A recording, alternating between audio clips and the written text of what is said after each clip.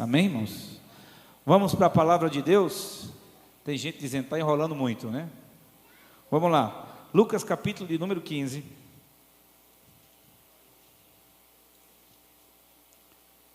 Ainda tem aquele barulho de folhas aqui, né, pastor? Glória a Deus.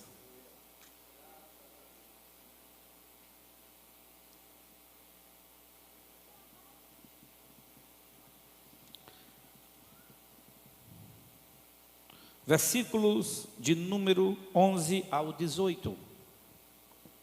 Eu vou fazer uma leitura verbal com os irmãos, e os irmãos me acompanham de forma mental, para absorvermos melhor o texto. Quem achou, diga, louvado seja Deus.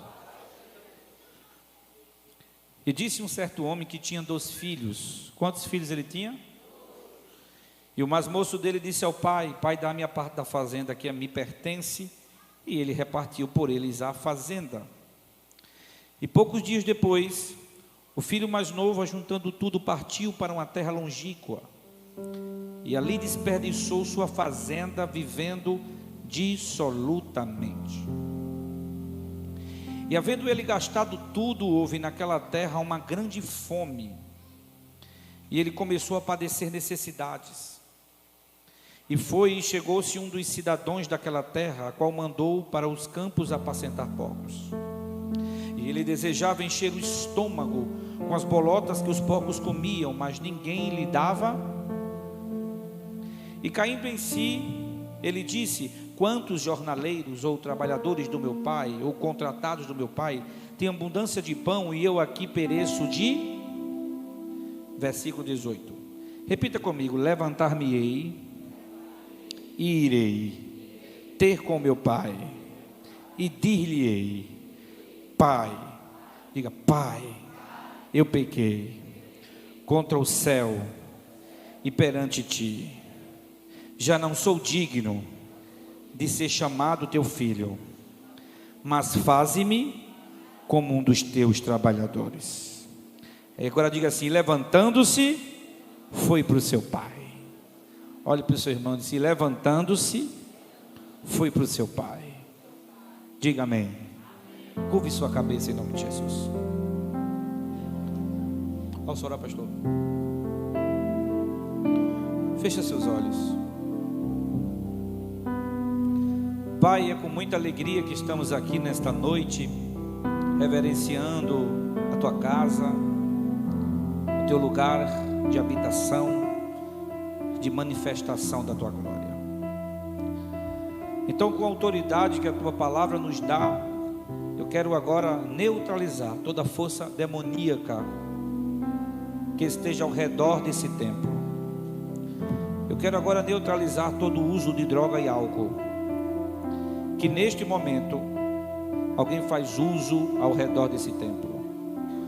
Que as forças do inimigo sejam hoje vencidas pelo poder dessa oração, e que através dessa palavra o Espírito Santo, ó Pai, possa ter a liberdade de convencer os corações.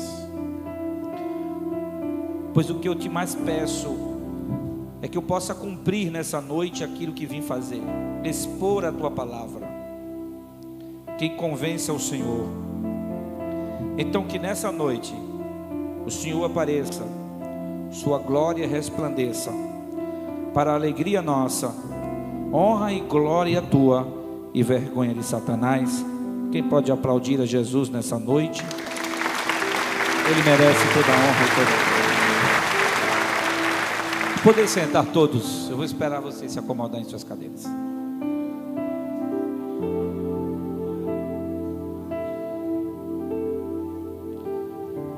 Quem já ouviu falar na mensagem do filho pródigo pelo menos uma vez?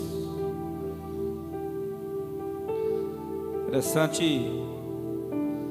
A mensagem do filho pródigo é a mensagem que teve um final feliz,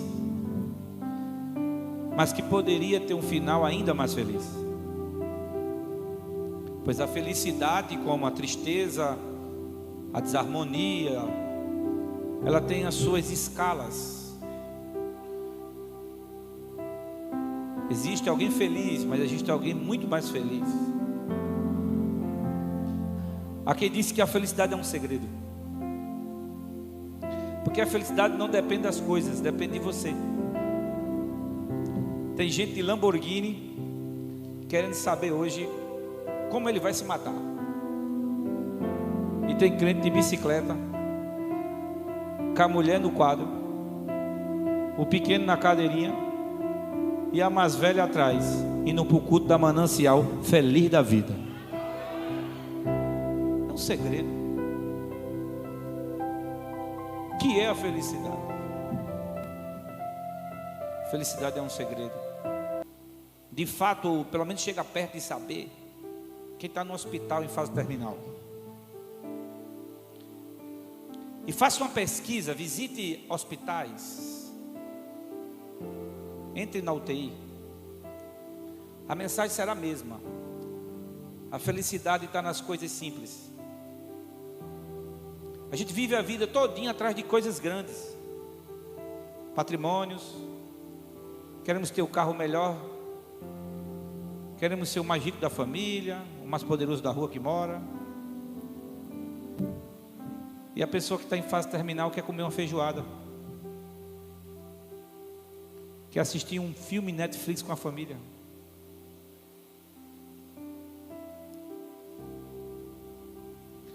Essa história, ela mostra um final feliz. Diga: louvado seja Deus. Você poderia ser feliz se a parábola não acabasse como acabou. A parábola acabou, e se você notar, o irmão mais velho não entra na festa. O pai o convida para ele se alegrar, mas ele não se alegra. O filho voltou, o caçula chegou, mas o mais velho não gostou. E é interessante como nessa época em que vivemos, às vezes temos as igrejas cheias, mas às vezes uma grande parte são filhos mais velhos, que não faz festa com a vitória do filho mais novo. Olhe para o seu irmão e diga: é lamentável isso, né?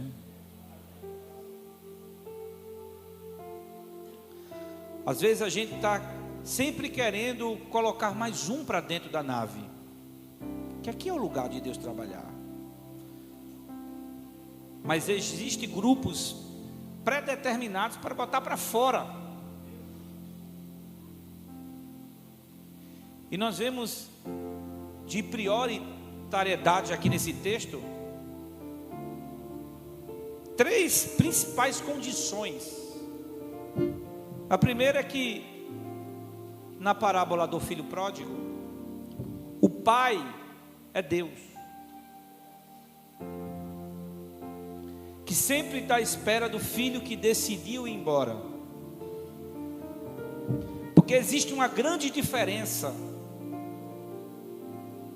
na sequência das três parábolas. Neste capítulo 15, Jesus retrata três parábolas. Quantas parábolas? Ele fala sobre a parábola da dracma perdida, a parábola da ovelha perdida e a parábola do filho pródigo. Parece até que as três parábolas são preparadas para ter o mesmo início, o mesmo meio e o mesmo fim. Há algumas diferenças de ação nelas. Por exemplo, a parábola da dracma perdida é a mulher que perde.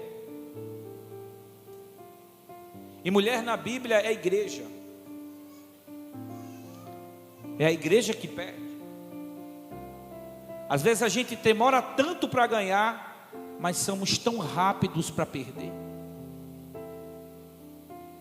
Mas a Bíblia, ela é uniforme, multiforme.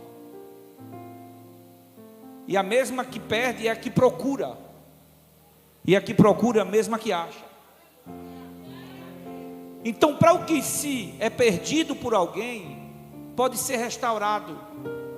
É só a mesma ação que você colocou alguém para fora com a palavra, você vai lá buscar essa pessoa, peça perdão e traga de volta. Ache. Dá uma olhadinha para o irmão e diga: dá um glória para o pastor não pensar que Deus está falando contigo. Diga aí, velho. O pastor está só de olho aqui, o pastor, só fazendo a cópia assim, ó. Segunda parábola, não é ninguém que perde, ela se perde. Acredite, tem pessoas que estavam na igreja, mas perdeu, mas não foi porque quis. Porque a vida, ela é cheia de acidentes. Cascas de bananas são coisas mal projetadas, que na maioria das vezes começa com a quebra de um princípio, e existe uma legalidade e a pessoa se perde. Mas para a perdida, o pastor guarda as 99 no lugar seguro. Então a perdida não pode reclamar porque o pastor não foi atrás dela a tempo, no tempo que ela queria, porque antes de ir lá, ele tem que guardar as 99 no lugar seguro. Mas ele vai buscar, e na maioria das vezes ela está acidentada. Se na dracma alguém perdeu, teve que achar, na ovelha perdida alguém se perdeu e Jesus foi buscar. Mas no filho pródigo, ele nem foi buscar, e ele nem procurou, porque ninguém vai procurar aquilo que ele já sabe onde está, e ninguém vai buscar aquilo que ele sabe que foi por vontade própria. Existem pessoas na igreja, com licença da palavra, meu pastor,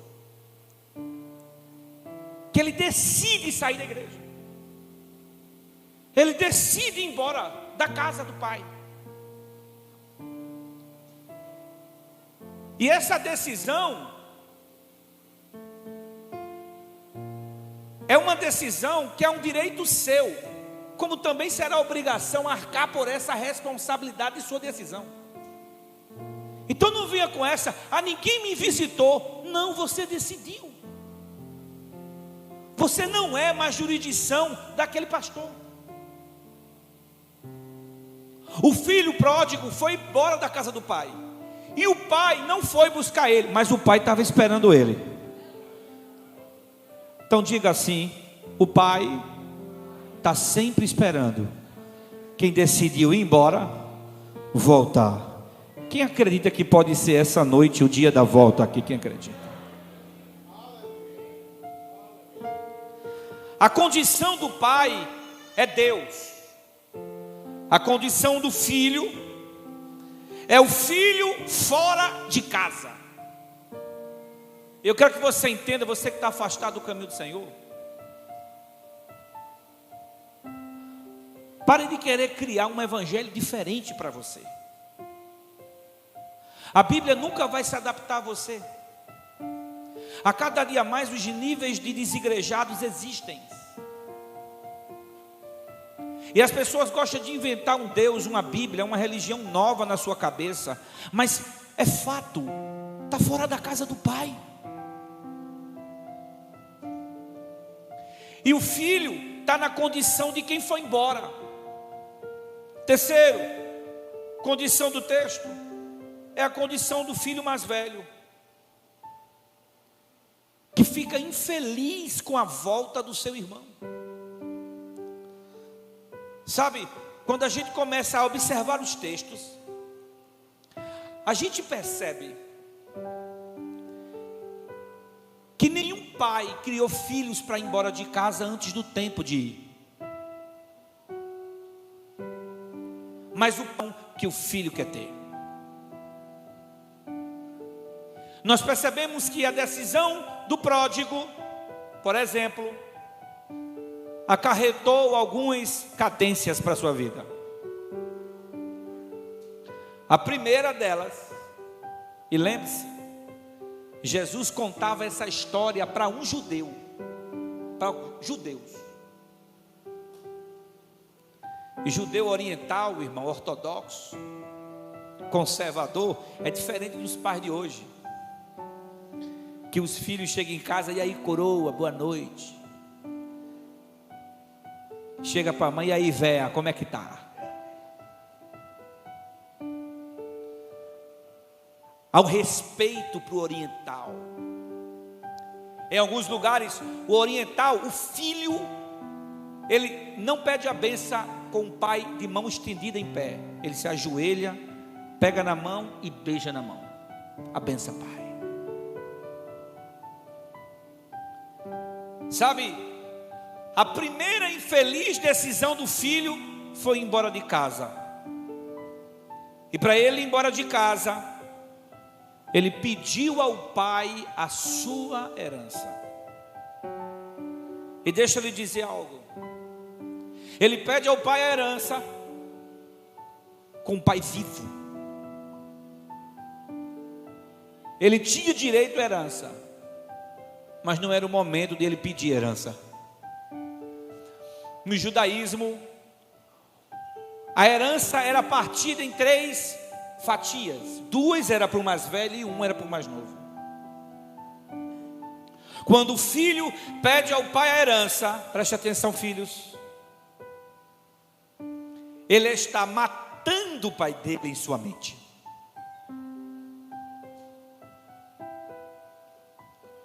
Hoje a condição de herança está tão difícil, que na maioria das vezes, o pai, para ter um sono da morte mais feliz, ele parece que antes de morrer, ele faz uma reunião com os filhos, e já reparte a herança com eles, para não haver briga depois que ele morrer. Quem já viu isso acontecer pelo menos uma vez? Levanta a mão, deixa eu ver. É como se o pai chegou à conclusão que a sua vida ali útil não existe mais, pelo menos na mente daqueles filhos. E sabe, queridos, quando ele pede herança ao pai, é a primeira decadência dele. E deixa eu lhe dizer, quando você resolve sair da casa do pai, esse é o primeiro passo que você dá, pedir herança ao pai, e o pai reparte a herança com você. Ele sai ali com o seu dinheiro, e ele vai embora, e ali os degraus da degradação começam a existir, porque fora da casa do pai não tem prosperidade. Diga, seu irmão, fora da casa do pai não tem alegria. Ele vai embora da casa do pai, e a primeira coisa que ele faz, ele vai para uma terra longínqua. Pastor, o que é uma terra longínqua? É uma terra fora dos padrões dos seus ensinamentos. Uma terra longe é ele dizendo assim: eu não quero viver na prática que meu pai me ensinou. Ele joga fora tudo que ele aprendeu. Primeira decadência depois da decisão de ir embora de casa. Além dele ir para uma terra longe, a Bíblia nos diz que ele desperdiça tudo que tinha. E essa é a segunda decadência depois de sair de casa. É gastar dinheiro, ele gasta tudo que tem. E judeu, irmão, não gasta dinheiro. Se você abrir um self-service e um judeu sentar lá para comer, e você vê que é judeu, pode se preparar. Ele está querendo experimentar seu almoço, que ele quer abrir um restaurante na frente do seu restaurante. Porque judeu não gasta dinheiro, judeu investe. Ele decai perdendo a herança do pai, gastando tudo. Quarta degradação, e entenda, é um abismo que chama outro abismo. Então escolha uma pessoa do seu lado, pega na mão dessa pessoa, diga a ela, você pode estar salvando a vida dela essa noite. Diga a ela assim: se você está pensando em ir embora da casa do pai, não faça isso, porque lá fora só vai ser perda. Agora diga assim: o pai não quer que você vá embora, o pai quer fazer uma festa para você na casa. Quem levanta a mão e glorifica o Senhor Jesus nessa noite aqui? O pai começa a decair, ou melhor, o filho começa a decair, e ele desperdiça tudo que tem. Ele agora vai trabalhar para um gentio, e é outra decadência, porque judeu não trabalha para gentio. E agora o filho vai para onde? Ser escravo dos outros, ser trabalhador dos outros. Daqui a pouco ele passa a última decadência dele, a fome. Ele começa a sentir fome e ele vai trabalhar com porcos. E essa é a confirmação de que a terra que ele estava não era a terra que ele aprendeu seus princípios. Porque judeu não cultiva porco, é abominação. E agora aquele garoto está trabalhando para um estranho da terra. A fome fez ele sentir vontade de comer a comida que o porco comia, mas a Bíblia diz que ninguém lhe dava nada. Sabe, isso é uma escada de degradação que você vai sentindo fora da casa do Pai. Talvez você está me ouvindo isso e você já passou por isso, ou você está passando por isso, e você atira e não acerta em lugar nenhum.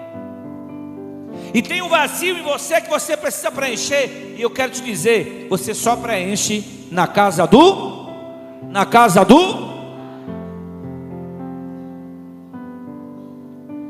Ele chega a sentir vontade de encher o estômago com as bolotas que os porcos comiam, mas nem isso ele tinha. E aí ele se lembrou. E deixa eu lhe dizer algo. Ele se lembrou do seu pai. E ele começou a não lembrar do filho que ele era. Ele não lembrou da condição de príncipe que ele vivia. Ele lembrou da condição de um jornaleiro que trabalhava para o seu pai. E o que era um jornaleiro? Um jornaleiro é aquele que trabalha contratado pelo pai para serviços, como colheita, por exemplo. Quem trabalhou com engenho e cana sabe o que é isso. É contratado jornaleiros, trabalhadores temporários, que o patrão não tem vínculo nenhum empregatício com ele. E ele começa a se lembrar, não dos escravos que comiam em casa, que andava descalço, mas ele começava a lembrar dos jornaleiros. Quantos jornaleiros do meu pai? Tem abundância de pão, mas eu aqui morro de fome. E o texto diz que caindo em si, e deixa eu dizer algo a você hoje. Essa decisão que o jovem tomou sacrificou a sua vida. E quantas decisões, se você pudesse voltar atrás, você não tinha tomado? Se eu fizesse uma sindicância e perguntasse a você, o que você diria para você com 17 anos?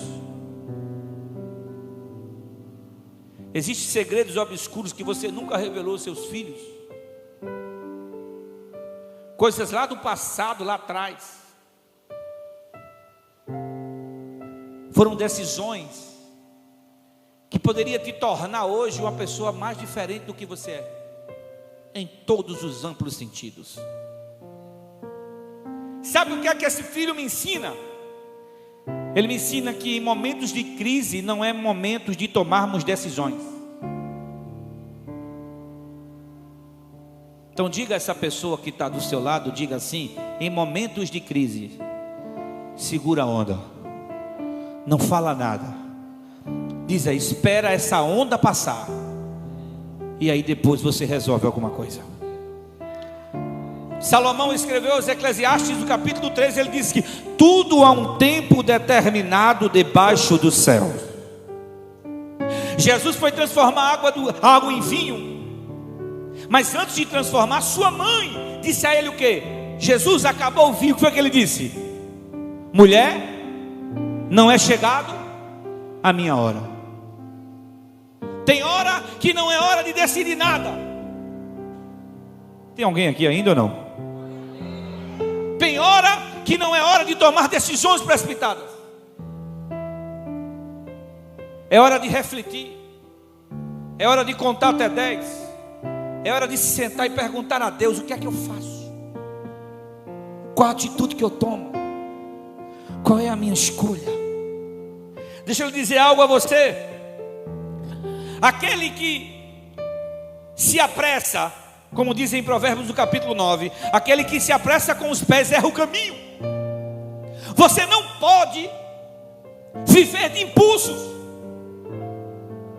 As suas decisões serão inteiramente responsabilidade sua para a vida toda. Detalhe, você só tem uma vida, você não vai vir de novo para errar de novo, ou para acertar.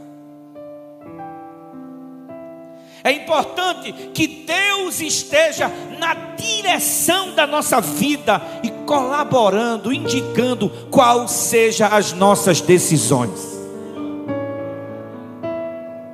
Louvado seja Deus. Quando aquele jovem, ele cai em si, porque o termo aqui, cair em si, quer dizer, cair dentro dele próprio. Porque deixa eu lhe dizer algo. Às vezes você erra e quer colocar o seu erro para outra pessoa. Mas cair em si, você não acha ninguém, você não acha nenhuma amplitude, nenhum caminho que você possa substituir a culpa. Então quando cai em si, é porque caiu a ficha. E eu estou pregando para você que está aqui hoje. Pergunte a essa pessoa, vai deixar cair a ficha hoje ou não?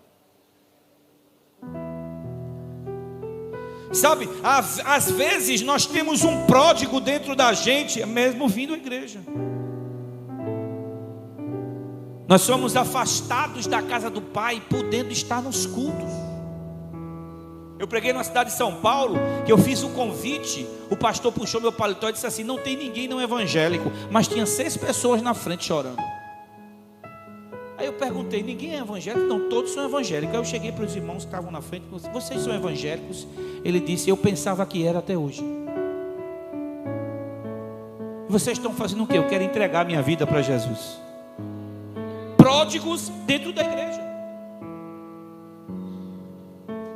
Entenda comigo, o pródigo vivenciou uma história dramática por causa das suas próprias decisões.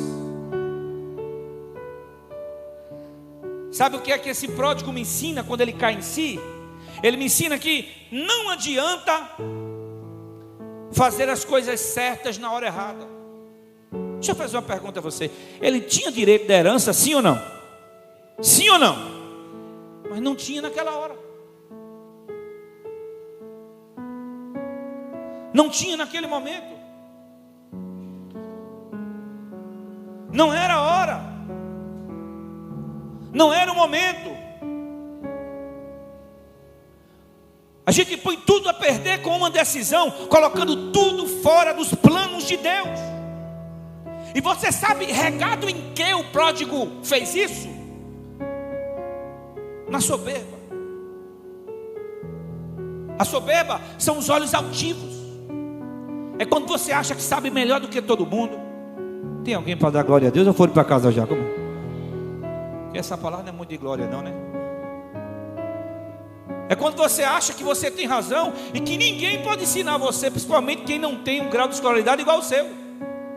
Quantos filhos caem na soberba que os pais vivem a vida por não ter tido uma oportunidade, bota ele em escola particular, luta pela vida dele, paga caras faculdades e lá na frente o camarada, o curau virou doutor e ele humilha o pai. O senhor não sabe de nada, pai. O senhor é velho. Isso é olhos altivos. Isso é soberba. A Bíblia diz que a soberba precede a queda. Depois da soberba não tem outro grau maior, só vai descer. A soberba faz com que Deus abomine. A Bíblia diz em Provérbios, no capítulo 6, versículo 7, que existe 7 coisas que Deus odeia, mas existe umas que Deus abomina, e entre elas é os olhos altivos. O soberbo Deus abate, porque tudo é para a honra e glória do Senhor e Salvador Jesus Cristo. Sabe, essa decisão desse jovem trouxe para ele sofrimentos, cadências. E o jovem não sabia mais o que fazer da vida. E ele lembrou do pai. Porque aqui para nós, o pai é inesquecível para você. O Pai é inesquecível para mim. Tem um hino que diz assim: depois que você prova o lugar dos santos, né, não há outro lugar. Não há outro lugar depois que você entra no Santo dos Santos. Sabe, irmãos, o filho, quando cai em si, ele percebe que vida era aquela que ele viveu na casa do Pai. E depois que ele cai em si, ele começa a fazer um plano. E deixa eu lhe dizer, ele decai 6 vezes, mas para levantar, ele levanta com 3 vezes. Primeiro ele cai em si, depois ele diz: levantar-me-ei. E depois ele diz: irei. Repita comigo assim: caindo em si, ele se levantou e ele foi. São etapas. A diferença é que quando você percebe que sua vida não está mais funcionando, aí só lhe resta a terceira atitude. E a atitude é: existe um caminho de volta. Você não entendeu? Olhe para o seu irmão e diga: existe um caminho de volta. Louvado seja Deus pela sua misericórdia. Se não existisse o caminho de volta, eu não estaria aqui. Sabe, esse caminho de volta é algo muito forte. Esse caminho de volta é algo que não é da mesma forma que você foi. Você vai vir de forma diferente. Porque quando você vai em cima de um engano a você mesmo, de uma autolatria que você criou na sua cabeça, de uma vaidade que você produziu no laboratório da sua própria mente. Você foi, mas você talvez foi sorrindo, você foi dizendo: eu sou o cara, agora eu estou rico, eu sou dono do meu nariz, eu vou mandando a minha vida, eu vou curtir a minha vida. E você vai nessa ideia, e quando você vai é uma coisa, mas quando você volta no caminho de volta, você volta diferente, porque o caminho de volta é um caminho pedagógico. Diz assim: é você voltando e Jesus te ensinando. Mas como assim, pastor? É simples. O caminho de volta, ele vem com muito ensinamento. Em segundo lugar, o caminho de volta, ele não tem atalhos. É como uma escada que você sobe. E todo mundo que você trata mal na hora que vai subindo, você vai ter que descer por ela e vai encontrar com as mesmas pessoas. Você vai ter que dar conta sobre todas as suas decisões. A maneira que você tratou as pessoas na hora que você subiu. Você vai se encontrar com todas as suas opiniões. O caminho de volta não é um caminho tão alegre como você foi. Às vezes você vai alegre, mas volta triste. Eu estou sentindo Deus aqui. Quem está sentindo Deus aqui comigo aqui? Olhe para o seu irmão e diga: você não quer vir no caminho de volta? Então nunca saia da casa do Pai.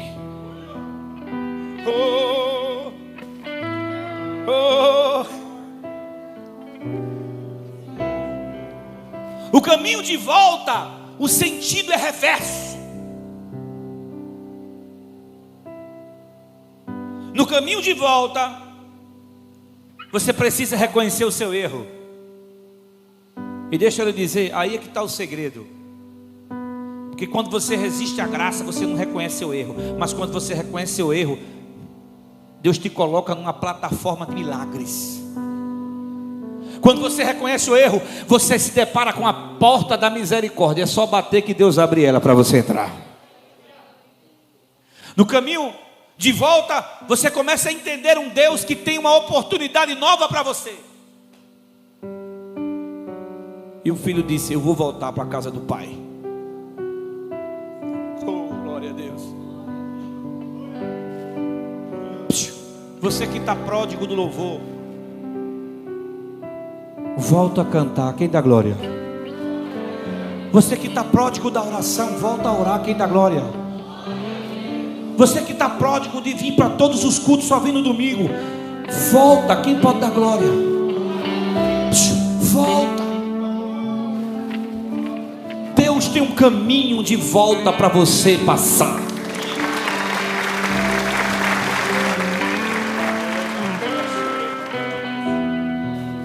Talvez você está dizendo: pastor, eu vou levar o senhor lá na minha casa para o senhor pregar isso para o meu filho. Deixa eu lhe dizer, se Jesus não foi buscar, se ele não foi perdido, Jesus não procurou, fica tranquilo que do mesmo jeito que ele foi, ele vai voltar para essa casa aqui. Não, se você entender, se dava um glória a Deus mais alto, ele vai voltar para essa casa.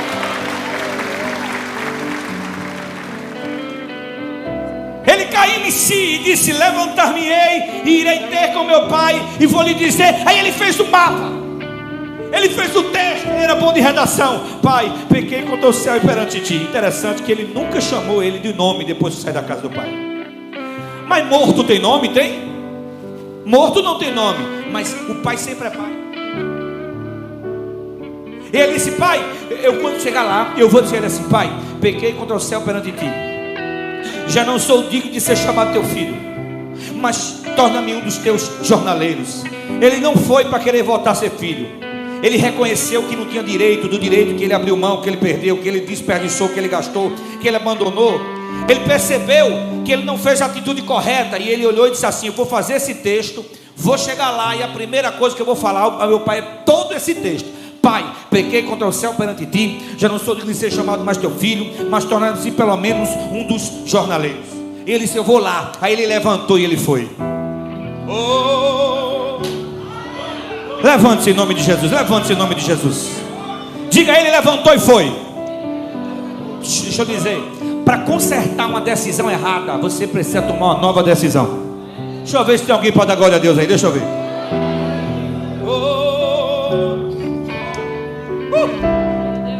Ele levantou e foi. E quando ele chegou de longe, sabe, ele chegou de longe. Eu acredito que aquele pai passava o dia todo, pastor, dizendo: aquele é meu filho, é não um viajante. Mas quando ele chegou, todo maltratado, com a roupa rasgada,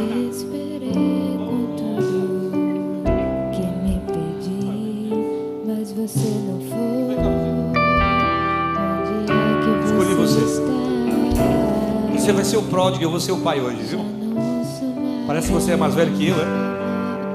Só pela fé. Você voltou todo rasgado, com um textão na mão.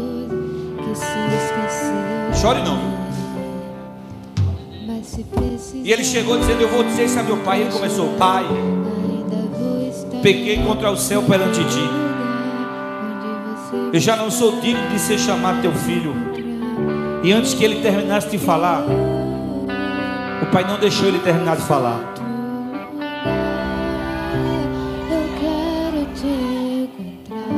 O pai está com saudade de você. Foi o filho falando e o pai emocionado. Deus está morrendo de saudade de você. O pai olhou e disse: pai, eu pequei. Ele disse: pecou, pequei, pai, não sou chamado teu filho. Quando ele ia falar, o pai correu e abraçou ele.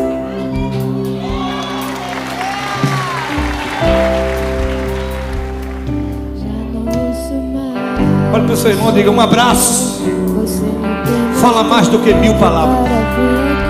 Tem uma irmã na igreja que chegou e disse a mim: pastor, eu gosto de ouvir o senhor pregando.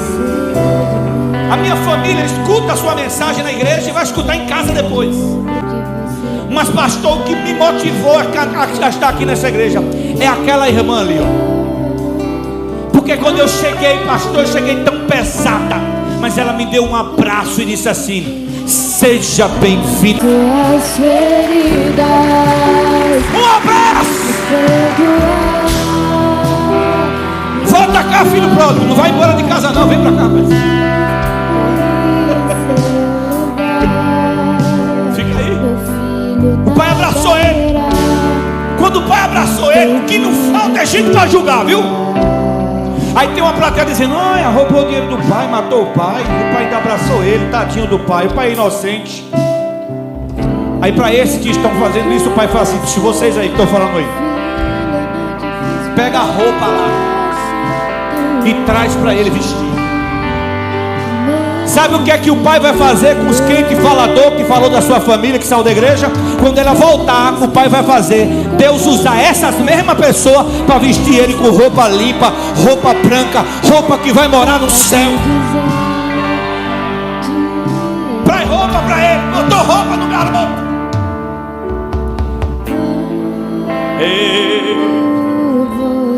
E o filho quer falar e o pai não precisa falar mais nada. O pai olha e diz assim: cadê as percatas dele?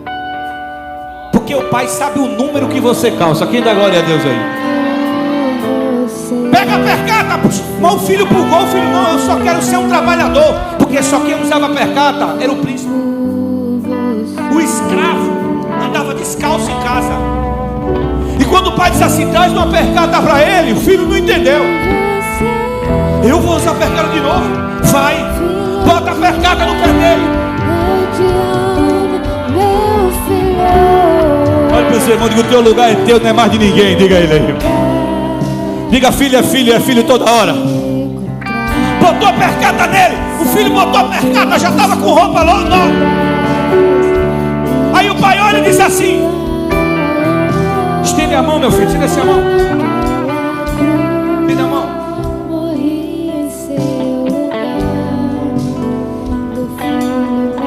Cadê o anel que estava com você?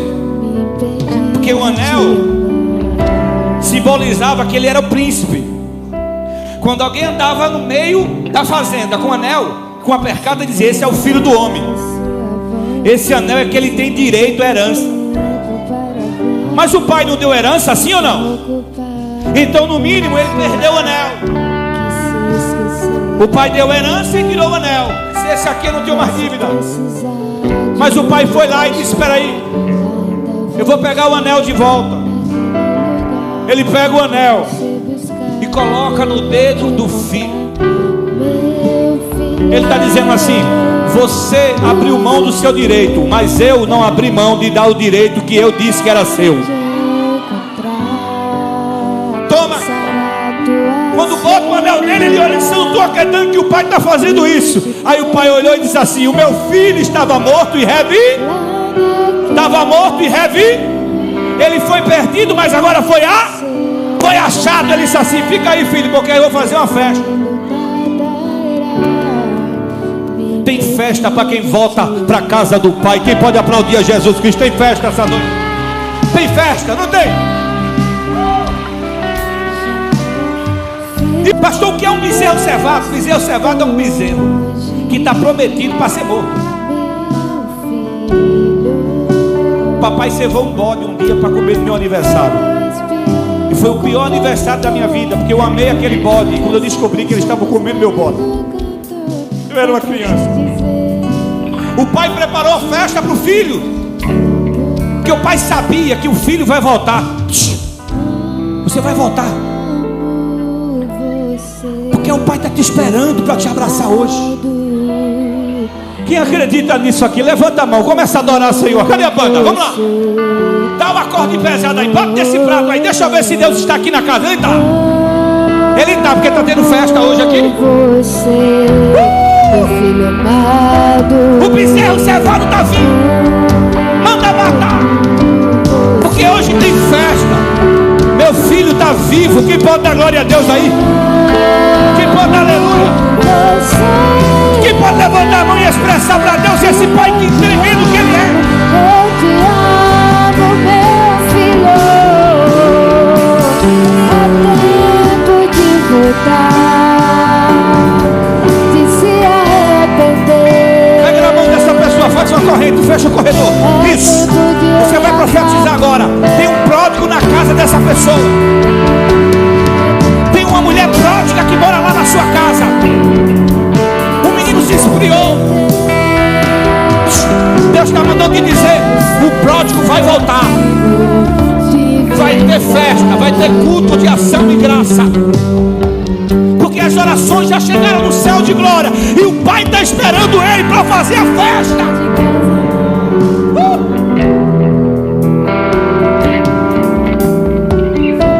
O filho voltou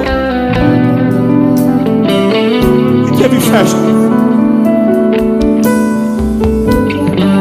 Mas só teve festa.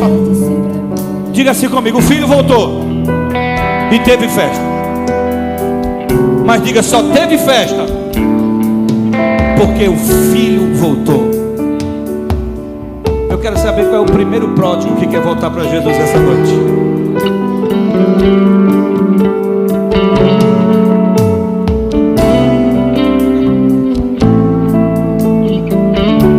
Você que escutou essa mensagem está dizendo no seu coração: eu cometi um erro. Talvez você é até da igreja, você não se afastou da igreja, mas a atitude que você tomou te fez afastar de Deus. Você perdeu a fé. Você é pródigo daquela fé do início.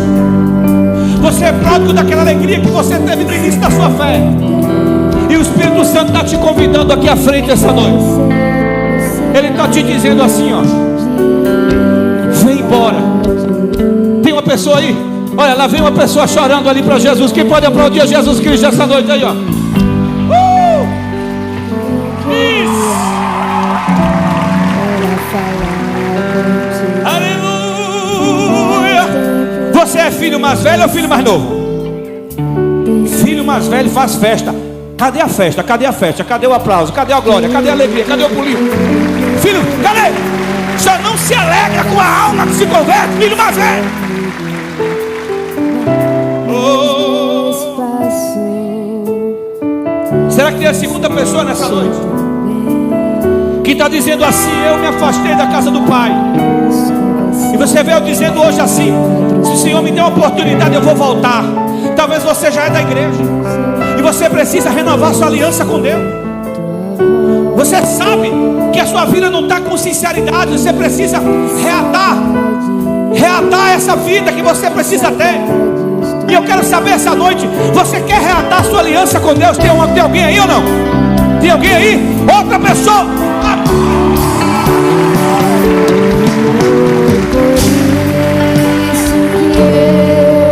Fechei as portas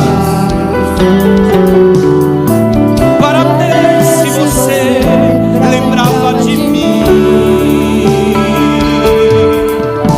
Que saudade nessa indiferença. Tem mais alguém ainda ou não? Eu estou sentindo que tem alguém que já é crente e está dizendo no seu coração: preciso renovar a minha aliança com Deus hoje. O Pai está te esperando. Vai ter festa para você. Vai ter festa no céu. Sabe qual é a única vez que o céu está em festa, pastor? É quando a alma se converte. Rapaz, quando a alma se converte, você pode acreditar, tem festa no céu. Tem festa no céu. Aleluia.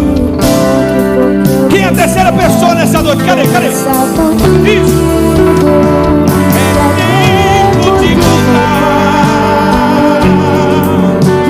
Arrepender, é tempo de reatar. Tem gente se abraçando ali, ó, pra ali, ó. É tempo de chorar e de se converter.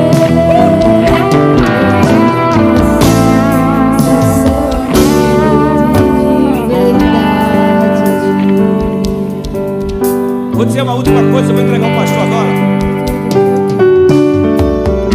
Eu quero dizer a você que na agenda de Deus já está marcado o dia da festa do pródigo que vai voltar na tua casa. O Senhor manda te dizer hoje: não resiste à voz do Espírito Santo. É você sim. Cadê?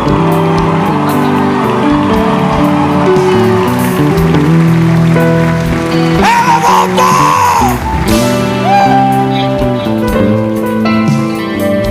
Que é tempo de voltar. Canta, não.